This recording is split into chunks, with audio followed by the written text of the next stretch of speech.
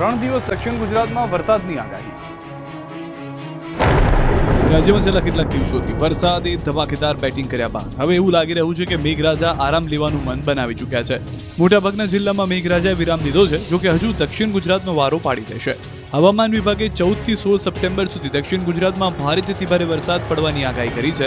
14 થી 16 સપ્ટેમ્બર દરમિયાન સુરત, નવસારી અને છોટાઉદેપુર સહિતના જિલ્લાઓમાં ભારે વરસાદ થઈ શકે છે. 13 સપ્ટેમ્બર દરમિયાન મધ્ય ગુજરાત અને ઉત્તર ગુજરાતમાં હળવાથી મધ્યમ વરસાદ થઈ શકે છે. रेनफॉल का वार्निंग 14, 15, 16 गुजरात रीजन की मेनली जो दक्षिण गुजरात की जिला है इसमें हेवी रेनफॉल का वार्निंग दिया गया है आइसोलेटेड प्लेसेस में येलो वार्निंग के साथ. ઉત્તર ગુજરાતમાં અચાનક વાતાવરણમાં પલટો, છવાઈ ધુમ્મસની ચાદર. હજુ 2 દિવસ પહેલા અહીં વરસાદ ધબધબાટી બોલાવી રહ્યો હતો. ખેતરો પાણીથી તરબોળ હતા. ઉત્તર ગુજરાતના હાલ બેહાલ થઈ ગયા હતા. ત્યારે અચાનક જ વાતાવરણમાં પલટો આવ્યો. ચોમાસાથી સીધું જાણે શિયાળાનું આગમન થવાનું હોય તેમ ધુમ્મસની એન્ટ્રી થઈ ગઈ છે. મહેસાણા જિલ્લામાં વહેલી સવારે ધુમ્મસભર્યું વાતાવરણ સર્જાયું. જાણે શિયાળો આવી ગયો હોય એવો ધુમ્મસ છવાતા વિઝિબિલિટી ઘટી હતી. દૂર દૂર સુધી કંઈ દેખાતું ન હતું. તો સાબરકાંઠામાં પણ અચાનક વાતાવરણમાં પલટો જોવા મળ્યો. હિંમતનગર સહિત ગ્રામ્ય પંથકમાં ભારે ધુમ્મસની ચાદર છવાય. 5 ફૂટ દૂર જોવું પણ મુશ્કેલ બન્યું. ચારે તરફ ધુમ્મસભર્યું વાતાવરણ સર્જાયું. વિઝિબિલિટી ઘટતા વાહન ચાલકો પરેશાન બન્યા. અચાનક જ વાતાવરણમાં પલટો આવતા લોકો પણ ચોંકી ગયા. સુરતમાં પાટીદાર આગેવાન અલ્પેશ કથિરિયા અને પોલીસ વચ્ચે દંડાવાળી સ્ટેજ પર બેસવા મુદ્દે થઈ હતી બબાલ. પાટીદાર આગેવાન અલ્પેશ કથિરિયા અને પોલીસ વચ્ચે ખુલ્લેઆમ ધમાલ થઈ. દંડાવાળી થઈ, એકબીજાને ધક્કે ચડાવ્યા. ગાળાગાળી થઈ અને અફરાતફરી મચી ગઈ. દાવો કરાઈ રહ્યો છે કે અલ્પેશ કથિરિયા પર પણ દંડાવાળી થઈ, જો કે આ અંગે કોઈ પુષ્ટિ નથી થઈ. દાવો કરવામાં આવી રહ્યો છે કે આ વિડીયો 5 સપ્ટેમ્બરનો છે, જ્યારે સુરતના સુદામાકા રાજા ગણેશ ગ્રુપ અને અલ્પેશ કથિરિયાના ગ્રુપ વચ્ચે ધમાલ થઈ ગઈ.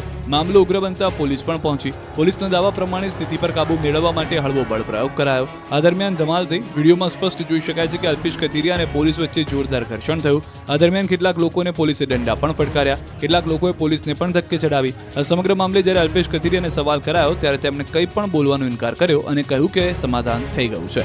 આ મામલે કોઈ ફરિયાદ નોંધવા માટે તૈયાર નથી. એસીબી દ્વારા આ મામલે તપાસ થઈ રહી છે અને અહેવાલ બાદ આ મામલે કાર્યવાહી થશે. લુણાવાડામાં ફર્નિચરની દુકાન ભડકે બંધ. ધુમાડાના ગોટે ગોટા અને આગની જ્વાળાઓમાં લપેટાયેલી દુકાનો. વિકરાળ આગ લાગી લુણાવાડાના 4 કોસિયા ગામે. ફર્નિચરની દુકાનમાં કોઈ કારણોસર આગ લાગી હતી. શરૂઆતમાં સામાન્ય લાગતી આગે ગણતરીની મિનિટોમાં વિકરાળ સ્વરૂપ ધારણ કરી લીધું. ફર્નિચરની દુકાનમાં ગાદલા, સોફા અને લાકડા હોવાથી તુરંત આગ ભીષણ બની ગઈ. જોતજોતામાં આગ વધુ રૌદ્ર સ્વરૂપ ધારણ કરી લીધું. 2 માળની આખી દુકાન મળીને ખાખ થઈ ગઈ. આગની જ્વાળાઓથી આસપાસની દુકાનો સુધી પહોંચી હતી. અચાનક લાગેલી આગથી નાસભાગ મચી ગઈ. દુકાનમાં રાખવામાં આવેલા સોફા, ગાદલા સહિતનું તમામ ફર્નિચર બળીને ખાખ થઈ ગયું. તો આકાશમાં પણ 2 કિલોમીટર દૂર સુધી ધુમાડાના ગોટે ગોટા જોવા મળ્યા હતા. આગના પગલે આસપાસના લોકો ઘટના સ્થળે ટોળે વળ્યા હતા. તો બીજી તરફ સ્થાનિક ફાયર બ્રિગેડે પહોંચીને આગ પર પાણીનો મારો ચલાવ્યો હતો. વલસાડમાં દારૂના નશામાં કાર ચાલકે 2 લોકોને કચડવાનો કર્યો પ્રયાસ. એકનું મોત, પોલીસે પકડ્યો.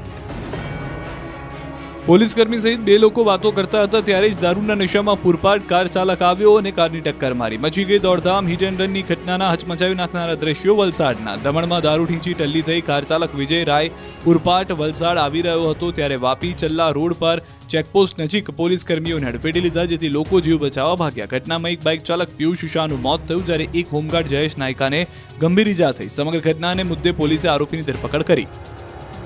વાપીમાં ખરાબ રસ્તાઓ મુદ્દે કોંગ્રેસનું હલ્લાબોલ.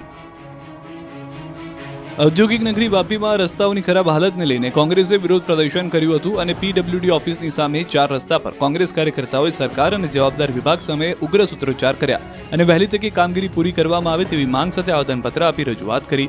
વાપીના રસ્તાઓની હાલત ખરાબ થઈ ગઈ છે. સૌથી મોટી સમસ્યા વાપી રેલવે ઓવરબ્રિજની છે. રેલવેનો જૂનો પુલ તોડી અને નવા પુલ બનાવવાની કામગીરી ચાલી રહી છે. જોકે 3 વર્ષ વીતી ગયા છતાં પણ બ્રિજનું કામ પૂરું નહીં થતા લોકો પરેશાન થઈ રહ્યા છે. બ્રિજનું કામ ગોખળ ગતિએ ચાલતું હોવાથી અત્યારે શહેરના એક તરફથી બીજી તરફ જવા માત્ર ફાટકનો જ સહારો છે. તેમાં પણ આખા શહેરના ટ્રાફિકનું ભારણ હોવાથી લોકો કલાકો સુધી ટ્રાફિક જામમાં રહે છે અને લોકોએ પરેશાનીનો સામનો કરવો પડે છે. જો ટૂંક સમયમાં કામગીરી શરૂ નહીં થાય તો આગામી સમયમાં કોંગ્રેસ આ મુદ્દે આંદોલન કરશે તેવી પણ ચીમકી ઉચ્ચારી હતી. નેપાળમાં ફસાયા અનેક ગુજરાતીઓ. નેપાળમાં હિંસા ફાટી નીકળતા ગુજરાતથી નેપાળ ફરવા ગયેલા અનેક ગુજરાતીઓ નેપાળમાં ફસાયા છે. અમદાવાદના સિનિયર સિટીઝનનું 20 લોકોનું ગ્રુપ પણ નેપાળમાં 3 સપ્ટેમ્બરે પશુપતિનાથના દર્શને ગયા હતા. 9 સપ્ટેમ્બરે રિટર્ન થઈ રહ્યા હતા ત્યારે ટોળાએ ઘેરી લીધા હતા. બસ ખાલી કરી એરપોર્ટ સુધી ચાલીને જવું પડ્યું. કાઠમાંડુ એરપોર્ટ પર આ લોકો ફસાયેલા છે. કેટલાક વડીલો તો રડતા નજરે પડ્યા, જેથી અહીં પરિવારજનો ચિંતિત છે. તો ત્યારે અમદાવાદથી જ ગુજરાતીઓ નેપાળ ફરવા ગયા હતા તે તમામ લોકો સુરક્ષિત છે અને તે કાઠમાંડુની હોટલમાં રોકાયેલા છે. 300થી વધારે ગુજરાતીઓ કાઠમાંડુની હોટલમાં સુરક્ષિત છે. તેમને ભારત પરત લાવવા માટેના પ્રયાસો ચાલુ છે. ગુજરાતથી ગયેલા 36 જેટલા ગુજરાતીઓ સુરક્ષિત પરત ફરવા માટેની મીટ માંડીને બેઠા છે. આ તરફ અરવલ્લી જિલ્લાથી પ્રવાસમાં ગયેલા એક પરિવાર નેપાળમાં ફસાયો છે. નેપાળના પોખરાની હોટલમાં હાલ પરિવાર સુરક્ષિત છે. નાજુક સ્થિતિને જોતા પરિવાર ચિંતિત છે. બિહારના કાર ડ્રાઈવર સહિત 5 લોકો હોટલમાં ફસાયેલા છે, જેમને સુરક્ષિત લાવવા માટે પ્રયાસો ચાલી રહ્યા છે. ગુજરાતમાં 4 દિવસ કામ અને 3 દિવસ રજા, સરકાર લાવી બિલ. રાજ્ય સરકારે વિધાનસભામાં કારખાના સુધારા વિધેયક રજૂ કર્યું, જેમાં કરાયેલી જોગવાઈ પ્રમાણે કારખાનામાં કામ કરતા કામદારો માટે દરરોજ કામના કલાકો 12 કલાક કરાયા છે. જોકે સપ્તાહમાં માત્ર 48 કલાક જ કામ કરવાનું રહેશે. એટલે કે જો કોઈ કર્મચારી સતત 4 દિવસ પૂરેપૂરા 12 કલાક કામ કરે છે તો તેને 5મા, 6ઠ્ઠા અને 7મા દિવસે ચાલુ પગારે રજા મળી શકશે. સાથે જ મહિલા પોતાની ઈચ્છાથી રાતના સમયે પણ કારખાનામાં કામ કરી શકે એવી જોગવાઈ કરાઈ છે. હેલ્મેટ કાયદા અંગે ફેર વિચારણા કરવા સુરતના એમએલએ કુમાર કાનાણીની રજૂઆત. રાજ્યમાં ફરજિયાત હેલ્મેટ અંગેનો નિર્ણય સતત વિવાદાસ્પદ બની રહ્યો છે. સૌપ્રથમ રાજકોટને હવે સુરત શહેરમાંથી હેલ્મેટ ફરજિયાતની નીતિ સામે લોક આક્રોશ અને રાજકીય અસંતોષનો સૂર ઉઠી રહ્યો છે. આ મુદ્દે હવે સત્તારૂઢ પાર્ટીના નેતાઓ અને વિરોધ પક્ષ બંનેએ રોષ ઠાલવ્યો છે. ભાજપના ધારાસભ્ય કુમાર કાનાણીએ હેલ્મેટ ફરજિયાતની નીતિ સામે ખુલ્લેઆમ વિરોધ નોંધાવ્યો. તેમણે સ્પષ્ટ શબ્દોમાં કહ્યું કે હેલ્મેટ ફરજિયાત બનાવવાનો નિર્ણય યોગ્ય નથી. રાજ્ય સરકારે આ બાબતે ફરી વિચાર કરવો જોઈએ. તેમણે ઉમેર્યું કે રાજકોટ બાદ હવે સુરતમાં પણ લોકોમાં આ નિર્ણય વિરુદ્ધ રોષ જોવા મળી રહ્યો છે. કુમાર કાનાણીએ ગૃહ વિભાગના નિર્ણય પર સવાલ ઉભા કરતા કહ્યું કે હેલ્મેટ મુદ્દે લોકો તકલીફમાં છે. ભલામણ એ છે કે રાજ્યના તમામ મહાનગરો અને શહેરોમાં હેલ્મેટ અંગે પુનર્વિચાર કરવામાં આવે, જેથી સામાન્ય જનતા પર ભારણ ઓછું થાય.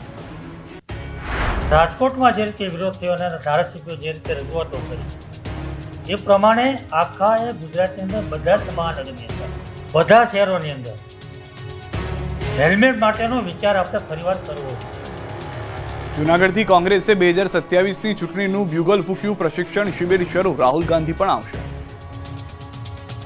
રાહુલ ગાંધીએ 2027 ગુજરાત વિધાનસભા ચૂંટણીમાં ભાજપને હરાવવાની ચેલેન્જ આપી છે. ત્યારે ગુજરાત વિધાનસભાની 2027માં આવનાર ચૂંટણીને લઈને કોંગ્રેસે અત્યારથી તૈયારીઓ શરૂ કરી દીધી. આ માટે જૂનાગઢથી કોંગ્રેસે તૈયારીનું બ્યુગલ ફૂક્યું. જૂનાગઢના પ્રેરણાધામમાં 19 સપ્ટેમ્બર સુધી ચાલનાર કોંગ્રેસની પ્રશિક્ષણ શિબિરનો જૂનાગઢમાં પ્રારંભ થયો. કોંગ્રેસના રાષ્ટ્રીય અધ્યક્ષ મલ્લિકાર્જુન ખડગેની અધ્યક્ષતામાં શરૂ થયેલી શિબિરમાં રાજ્યભરના કોંગ્રેસના નેતાઓ પહોંચ્યા. 12 અને 17 સપ્ટેમ્બરે રાહુલ ગાંધી હાજરી આપવા જૂનાગઢ પધારશે.